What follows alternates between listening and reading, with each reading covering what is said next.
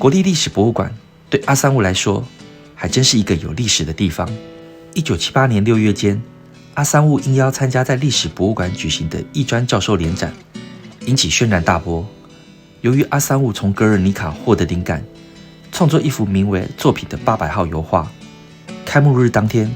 史博馆2楼展览室呈现火爆场面，几位画家向馆方提出抗议，认为作品有抄袭毕卡索《格尔尼卡》之嫌，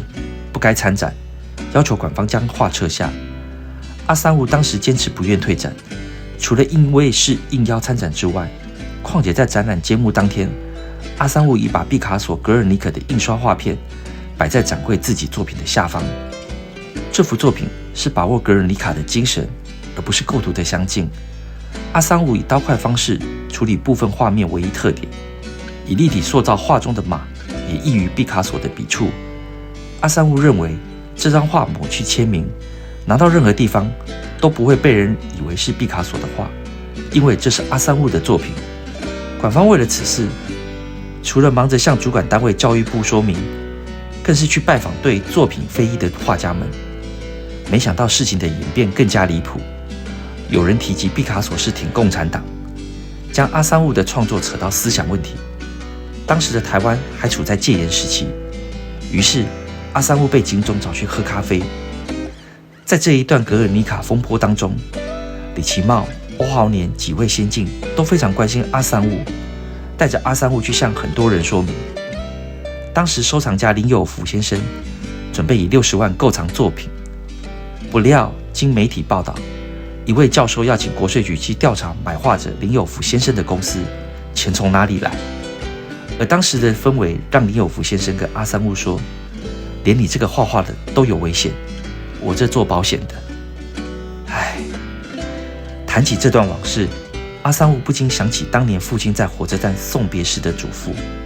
也实在料想不到展出一幅画作会发生这么多波折，在过程当中让许多长辈朋友们操心奔走，家人们也连夜无法成眠，不禁令人感到无奈。无缘购藏作品的林有福先生，从阿三悟之前在国立历史博物馆展览时就喜欢阿三悟的创作，而开始陆续收藏，给阿三悟创作莫大的鼓励。因为林有福董事长的关系，阿三悟也借此认识了4国地区的知名医师高桥正六，和他在东京的弟弟高桥重六，辗转接触到福神爱夫先生。福神先生是银座二丁目福神画廊的负责人。阿三悟和福神爱夫初次见面时，他的态度显得冷漠，侧着身讲话，口气带着不屑说：“台湾有画家吗？”他都连不对着我讲话，都看别的地方讲话。他说：“台湾有画家吗？台湾有画家有艺术家吗？”这是很轻视的讲。1978年，阿三悟首次在日本的福神画廊个展，主要展出的作品为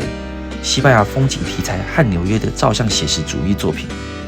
前辈画家李梅树先生等都到场指导。展览的第一天，所有的展品全部售砸。林有福先生的朋友日拓集团老板一口气购藏4幅，还找他许多朋友前去参观。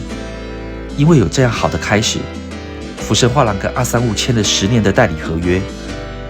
就当阿三悟在日本的绘画市场广受镁光灯注目之际，在一次日本富士电视台的节目，阿三悟跟知名艺评家赖木生一对谈时，赖木生一指出，阿三悟很会画画，绘画技巧很好，只是因为阿三悟是从西班牙再到美国才来日本，符合日本人崇洋的口味，所以才有市场。但是阿三悟的画没有自己的特色，抓不到阿三悟。如果需要看签名才能知道是谁画的，那就不算真正属于他的作品。最后还说，或许有一天可以看到真正属于阿三悟自己的作品。这一番话强烈冲击了阿三悟的自我认知，他深切的思索，顿悟自己此刻正面临了一个比以往都更艰巨的挑战。因为现在的阿三悟需要追求更具辨识性的个人独特画风。阿三悟告诉自己，是该走出学院的牵绊了。他决定寻找自我艺术的方向，再迈出关键的下一步。